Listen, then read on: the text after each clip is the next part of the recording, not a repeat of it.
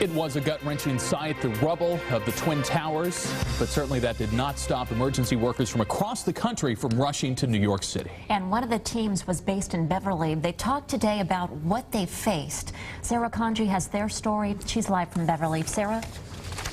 Well, this may look like it's just a big pile of rubble here, but really it's training ground for the Massachusetts Task Force 1 team. They specialize in finding people trapped under concrete and steel. That's why they were so anxious to get down to ground zero on 9/11 and look for survivors. Instead, what they found was an overwhelming sense of helplessness. You felt like you could have done something, but then it just didn't work out. Many of the vehicles and equipment we used were either borrowed or somebody would donate us. A lot has changed for Mark Foster and his search and rescue team. It was the only building we had. What was once just one building in Beverly is now a compound of 10. Ever since 60 members of the Massachusetts Task Force 1 responded to Ground Zero, there's been an influx of funding to improve equipment and facilities.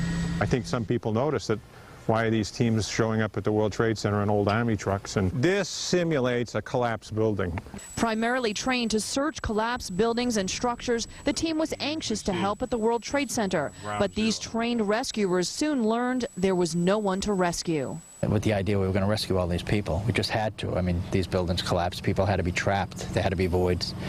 And then to get there and to work on the site for 2 or 3 days and not come across anything. We all knew on day 3 there was no one less, but we would leave the World Trade Center and drive up West Side Drive for several miles. And there were thousands of people who I think thought we were still removing live people, and it was very disappointing to us.